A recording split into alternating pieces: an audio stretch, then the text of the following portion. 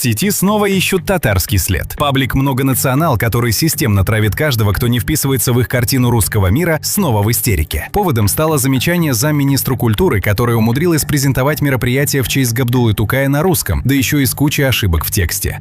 Именно карадым, он ошибка. Таблицезда, УКБЗ, где краткие.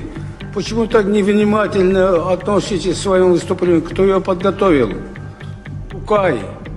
Біздің культурабыз, мәдениетimiz, Тукайның шигырьләре белән без үстек укыдык. Бер татарча сүз әйтмәдегез Тукай турында.